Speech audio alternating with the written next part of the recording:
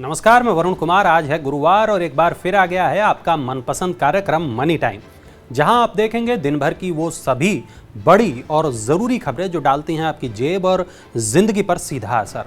आज हम आपको बता रहे हैं आपकी जेब से जुड़ी एक ऐसी खबर जो थोड़ा कंफ्यूज करती है। मामला आपकी सैलरी से जुड़ा हुआ है। कोविड-19 महामारी से उबरने के साथ इस साल औसत वेतन बढ़ोतरी करीब 8.13% रह सकती है।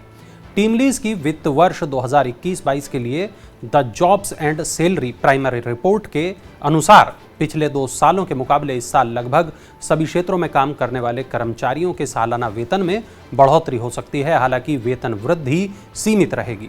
सबसे ज़्यादा वेतन वृद्धि अहमदाबाद, बेंगलोर, चेन्नई, दिल्ली, हैदराबाद, मुंबई और पुणे में होगी। E commerce, technology, startup, health और आईटी जैसे क्षेत्रों में इस साल औसतन 10% वेतन बढ़ने की संभावना है। टीम लीज सर्विसेज का कहना है कि आर्थिक रिकवरी के साथ विभिन्न क्षेत्रों में मांग बढ़ने से वेतन बढ़ोतरी कोविड पूर्व स्तर पर पहुंचने की ओर है। सैलरी बढ़ने की खबर सुनकर अगर आप खुश हो गए हैं तो थोड़ा संभल जाइए, क्योंकि अगली खबर थोड़ी डरावनी है।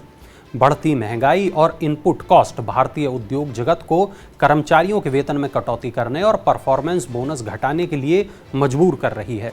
इतना ही नहीं, कंपनियां नए कर्मचारियों को ज़्यादा वेतन देने से भी बच रही हैं। कंसल्टिंग फर्म एऑन इंडिया और डिलोट इंडिया का कहना है कि मैन्युफैक्चरिंग, ऑटोमोबाइल इंजीनियरिंग और फास्ट मूविंग कंज्यूमर गुड्स कंपनियां इस बार बोनस में कटौती करेंगी।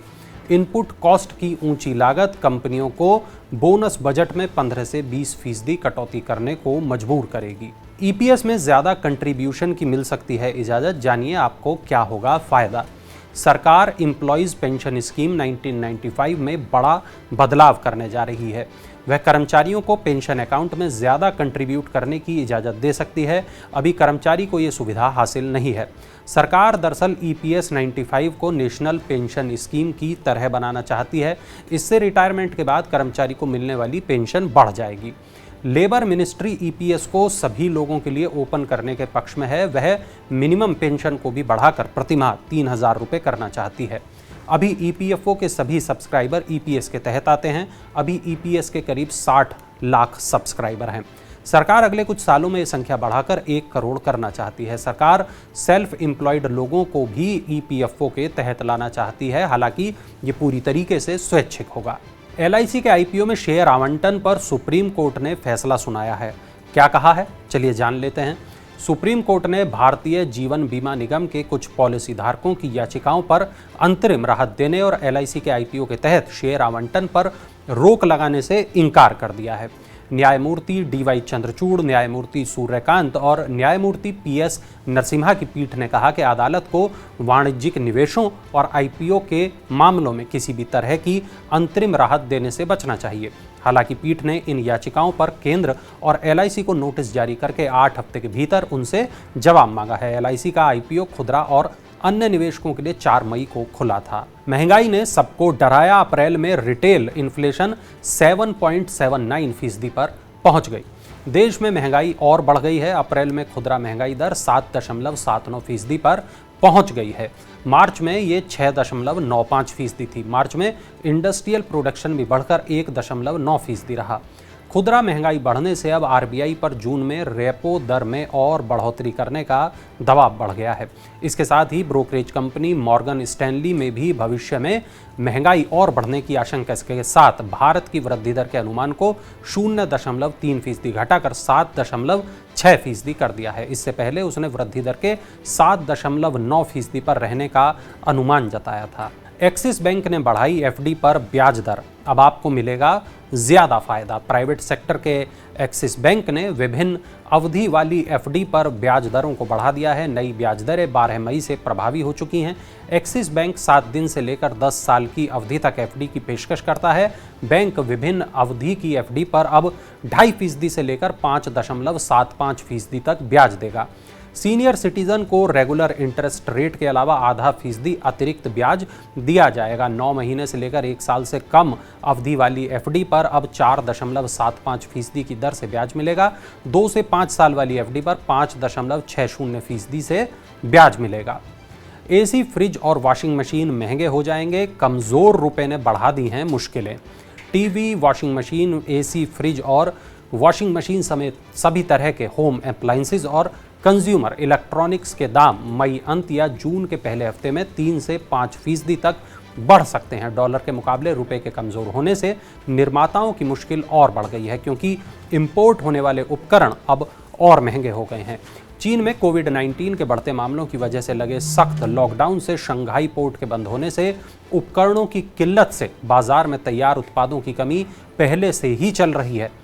Consumer electronics and appliances manufacturers association के मुताबिक डॉलर के सामने रुपए के कमज़ोर होने से इंडस्ट्री के सामने मुश्किल और बढ़ गई है। कच्चा माल पहले से ही महंगा था, अब डॉलर के महंगा होने से इनका आयात भी महंगा हो गया है। ऐसे में जून में सभी प्रोडक्ट के दाम 3 से 5% तक बढ़ जाएंगे। लगातार 5वें दिन शेयर बाजार में गिरावट, निवेशकों के डूबे करोड़ों रुपये। आज लगातार 5वें दिन कारोबारी सत्र में शेयर बाजार में गिरावट आई। इन 5 दिनों में निवेशकों के 18,74,000 करोड़ रुपए डूब गए। BSE 500 के करीब 80% शेयर मंदी की चपेट में है। 11 अप्रैल के उच्च स्तर के बाद से बाजार में निवेशकों के करीब 34 लाख करोड़ रुपए डूब चुके हैं। अमेरिका में महंगाई में उम्मीद से कम राहत मिलना, डॉलर में लगातार तेजी, विदेशी निवेशकों की लगातार बिकवाली ऐसे कुछ प्रमुख कारण हैं जिनके चलते बाजार में गिरावट देखी जा रही है। BSE सेंसेक्स आज 1158 अंक टूटकर 52,930 अंक पर बंद हुआ। नेशनल स्टॉक एक्सचेंज का निफ्टी 360 अंक टूटकर 15,806 अंक पर बंद हुआ। अब घर बैठे मिलेगा डीजल। हमसफर इंडिया 200 नए शहरों में करेगी विस्तार। घरों तक डीजल आपूर्ति की सुविधा देने वाली कंपनी हमसफर इंडिया की चालू वित्त वर्ष में देश के 200 और शहरों में अपनी सेवाओं का विस्तार करने की योजना है। हमसफर इंडिया भारत के लगभग 100 शहरों में सेवाएं दे रही है। कंपनी की मोबाइल वाहन चार्जिंग स्टेशनों के कारोबार में उतरने की भी योजना है। वर्तमान में डीजल की होम डोर डिलीवरी में कंपनी की बाजार हिस्सेदारी 20% है।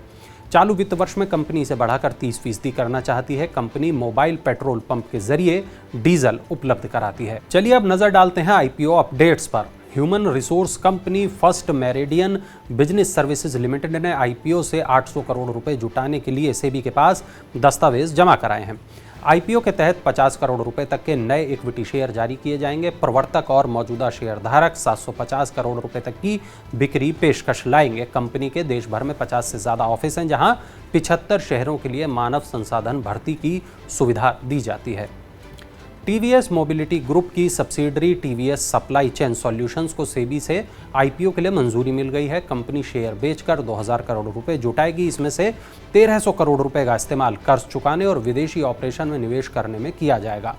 शेष राशि का इस्तेमाल रणनीतिक अधिग्रहण के लिए किया जाएगा। लॉजिस्टिक कंपनी डिलीवरी का IPO दूसरे दिन शाम 5 बजे तक 23% सब्सक्राइब हुआ है। कंपनी ने IPO खुलने से एक दिन पहले 64 एंकर निवेशकों से 2346 करोड़ रुपए जुटाए थे। इसके चलते कंपनी के IPO का साइज अब 10.75 करोड़ शेयरों से घटकर 6.25 करोड़ शेयर हो गया है। रिटेल निवेशकों के लिए आरक्षित हिस्सा 40% सब्सक्राइब हुआ है। कर्मचारियों वाला हिस्सा 12% सब्सक्राइब किया गया है। शेयर बाजार में गिरावट के इस दौर में अगर आप भी हैं उलझन में और परेशान, तो पूछिए हमसे सवाल। हमारे एक्सपर्ट देंगे आपको जवाब। अपना सवाल हमारे WhatsApp नंबर 9311121874 पर भेजें या हमें आप ईमेल कर सकते हैं money9query@tv9.com पर। तो ये थी आज की तमाम बड़ी खबरें, वो खबरें जो डालती हैं आपकी जेब और जिंदगी पर असर। और चलते चलते देखिए हमारा ये खास इन्फोग्राफिक।